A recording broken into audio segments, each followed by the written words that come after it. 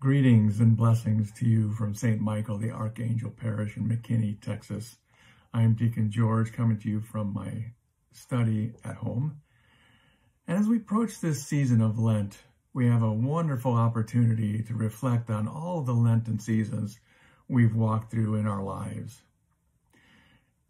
And we really need to seek to improve our Lenten spirituality and improve it on what we've experienced in the past. With all the noise and distractions around us in our world today, it's more important for us to spend this 40 days and 40 nights with our Lord and Savior, Jesus Christ. As we see in the Gospel of Matthew chapter 4, after Jesus was baptized by John the Baptist, he spent 40 days and nights in the desert to pray. And he invites us to join him in spending time alone to pray with him. As we see in the Gospel of Mark chapter 6, Jesus says to us, "Come away by yourselves to a deserted place and rest a while." Lent is a humble season of prayer, fasting, and almsgiving. Lent is definitely a time of prayer first and foremost. We have an opportunity to join Jesus on his journey of 40 days and 40 nights in the desert, focusing on prayer and improving our walk with him and growing our relationship with Jesus Christ.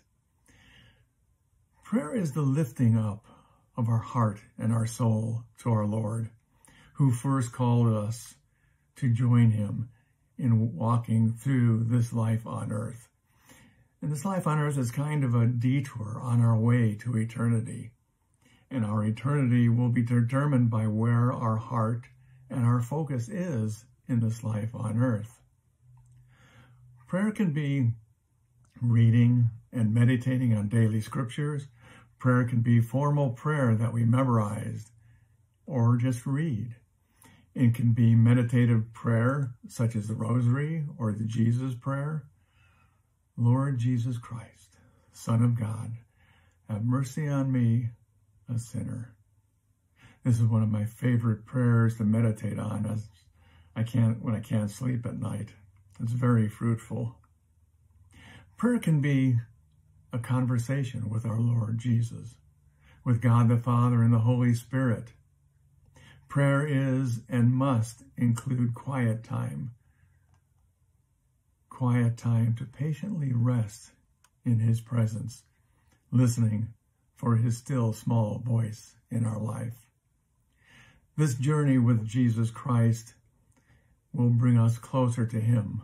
This journey will leave us changed by our encounter with our Lord Jesus, who is the way, the truth, and the life.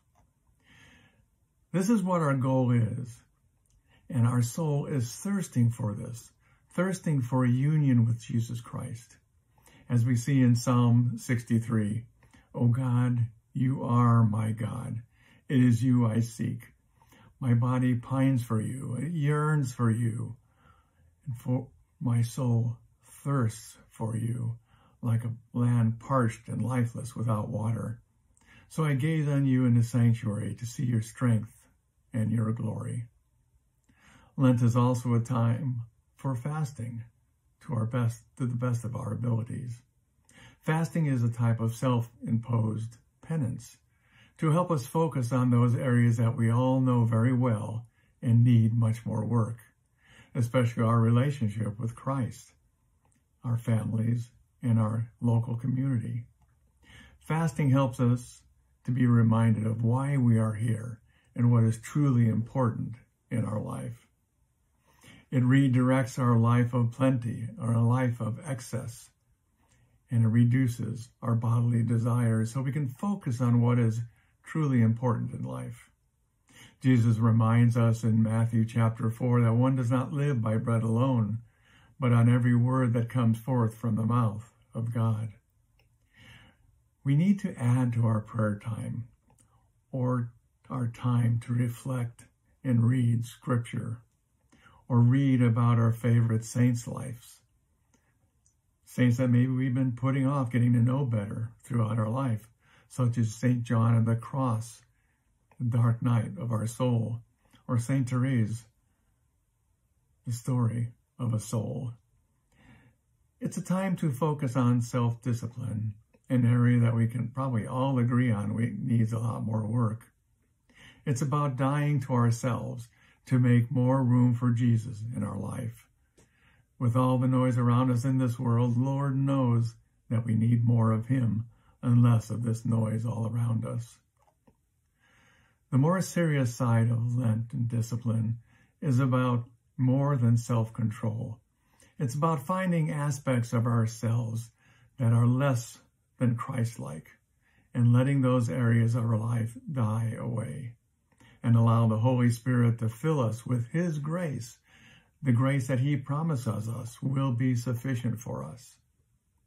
The suffering, death, and resurrection of Christ is foremost on our minds during Lent, and we join in these mysteries by suffering with Jesus, dying with Christ, and seeking to be resurrected with him in a glorified form. Lent is also about sincere charity, which is much more than putting a few extra dollars in the collection basket during Mass. It's about reaching out to others and helping without question as a way of sharing the experience of God's unconditional love. There are so many folks in true need of our financial help in our parish community and in the world around us. For example, the folks in our parish community who, through no fault of their own, are down on their luck and need our help.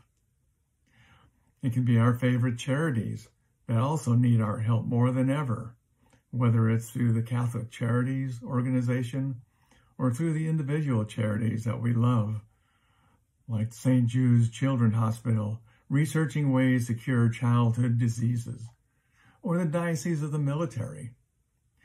Do you realize that the Diocese of the Military at times struggles to provide masses for our soldiers in harm's way?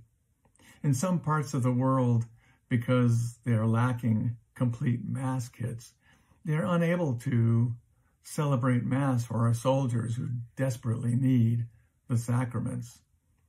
And our brave soldiers in the farthest corner of the world need to have access to Mass reconciliation to help them get through this troubled time they're living through.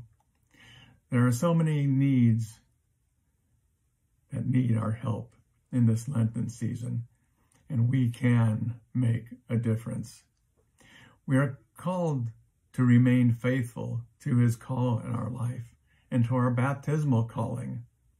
In baptism, we are called to pursue a life of holiness, and we are called to mind and to remember the words of Jesus, who said in Matthew chapter 5, "Be holy as your heavenly Father is holy." During Lent, we could also turn our entertainment time to reflections of some of the favorite movies and faith-filled movies reflecting on our salvation history. Movies such as The Greatest Story Ever Told, or The 10 Commandments, or the movie Risen, or the movie The Case for Christ, or Noah, or The Passion of Christ, or even God's Not Dead. In this noisy, chaotic world we live in today, Jesus continues to say to us in Matthew chapter 24, "Many false prophets will arise and deceive many, and because of the increase of evil doing, the love of many will grow cold. But the one who perseveres to the end will be saved." So let us persevere and go forth and walk with Christ. May Almighty God bless you.